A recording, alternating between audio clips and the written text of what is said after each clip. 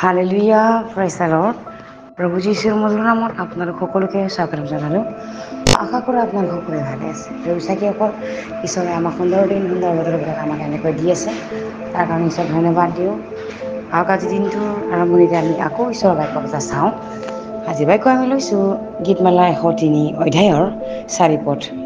সুন্দৰ ঈশ্বৰৰ বাক্যই আমাৰ কাৰণে কৈছে, যিজনাই কুৰৰ পক্ষীৰ দৰে তোমাৰ যৌৱনকাল নতুন হ'ব পৰাকৈ তোমাৰ মুখ উত্তম বস্তুৰে তৃপ্ত কৰে। Hallelujah praise the Lord. ঈশ্বৰৰ সুন্দৰ বাক্যৰ কাৰণে ঈশ্বৰক ধন্যবাদ দিওঁ। প্ৰভু চাকিসকল ইয়াতে দাউদে এনেকৈ কৈ আছে, যিজনাই কুৰৰ পক্ষীৰ দৰে তোমাৰ যৌৱনকাল নতুন হ'ব পৰাকৈ তোমাৰ মুখ উত্তম বস্তুৰে তৃপ্ত কৰে বুলি কৈছে।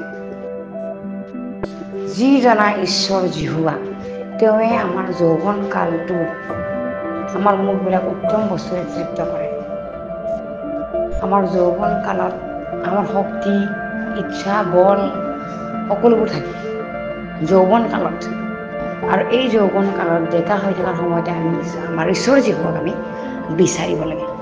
কাণ, নাক, চকু, শৰীৰ সুস্থ থকাৰ সময়ত, ভালকৈ কাম কৰিব পৰা সময়ত, ভালকৈ দেখি থকাৰ সময়ত, পাছত চকুৰ দৃষ্টি গুচি গ'লে আমি কেনেকৈ ঈশ্বৰৰ বিচাৰি যাম, ঈশ্বৰৰ ওচৰত কেনেকৈ প্ৰাৰ্থনা কৰিম।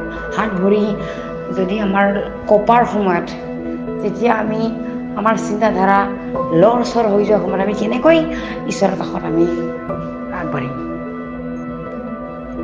আমি সেই জীৱিত ঈশ্বৰক আমি শৰীৰ সুস্থ থকাৰ সময়তে বিচাৰিব লাগে। আমি তেওঁক ওচৰত পোৱা সময়তে আমি তেওঁক আৰাধনা কৰিব লাগে।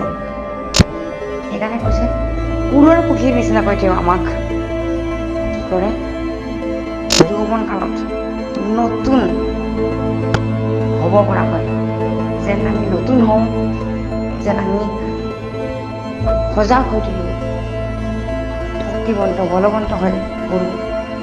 তাৰ কাৰণে নিশ্চয় আমাৰ মুখবিলাক উত্তম বস্তুৰে তৃপ্ত কৰে। Hallelujah praise the Lord. পিছে কি কৰে কাৰণে আমাৰ ইচ্ছাবিলাক আমি জীৱিত ঈশ্বৰৰ সমৰ্পণ কৰিব লাগে। তেওঁৰ ইচ্ছা নিচিনাকৈ আমি কৰিব লাগে।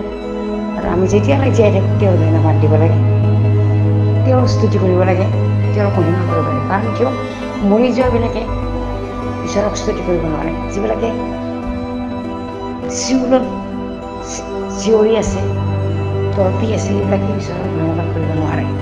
কিন্তু আমি যেতিয়া শৰীৰত আজি জীয়াই আছোঁ, এই সময় তেওঁক স্তুতি কৰা, আৰু এই সময়টোতে ঈশ্বৰে আমাক নতুন হ'ব পৰাকৈ, কুৰৰ পক্ষীৰ নিচিনাকৈ আমাৰ যৌৱন কালবিলাক নতুন হ'ব পৰাকৈ তেওঁ আমাৰ মুখবিলাক তৃপ্ত কৰে বুলি কৈছে। হালেলুয়া। বুজিছে কি অকল আমাৰ যৌৱন কালবিলাক আমি এনেকৈ লোকচান খেদাব নালাগে, বিনষ্ট হ'বৰ কাৰণে আমি আমাৰ যৌৱন কালটো নষ্ট কৰিব নালাগে। কেৱল জীৱিত ঈশ্বৰৰ উদ্দেশ্যে আমি আমাৰ যৌৱন কাল উৎসৰ্গা কৰোঁ। হালেলুয়া। কাৰণ বয়স গুচি যোৱাৰ পাছত আমি কি কৰিব পাৰিম? একো কৰিব নোৱাৰোঁ। আমাৰ বহুতেই যৌৱন কাল অৱস্থাবিলাক বেয়াত সময় কটাই দিয়ে, বিনষ্ট সময় কটাই দিয়ে। কিন্তু যেতিয়া বয়সটো শেষ হোৱাৰ সময়ত ঈশ্বৰৰ ওচৰত কাষ চাপে, কিন্তু সেইটো সময়ত তেওঁ কি কৰিব? ইচ্ছা কৰিলে একো কৰিব নোৱাৰে। সেইকাৰণে ঈশ্বৰেও বিচাৰে যাতে আমাৰ যৌৱন কালটো তেওঁক আমি দিওঁ। আমাৰ যৌৱন কালটো আমাৰ যেতিয়া চিন্তা মুক্ত হৈ থাকে, আমাৰ সকলোবোৰ মুক্ত হৈ থাকে, তেতিয়া আমি মুক্তভাৱে তেওঁৰ আৰাধনা, তেওঁৰ কাম, তেওঁৰ উপাসনা আমি কৰিব পাৰোঁ। ঈশ্বৰে এইটোৱে বিচাৰে। আমেন। প্రైজ দ্য লৰ্ড। মই বিশ্বাস কৰোঁ এই বাক্যৰ যোগেদি আপোনাৰ সকলোৱে আশীৰ্বাদ প্ৰাপ্ত হৈছে বুলি।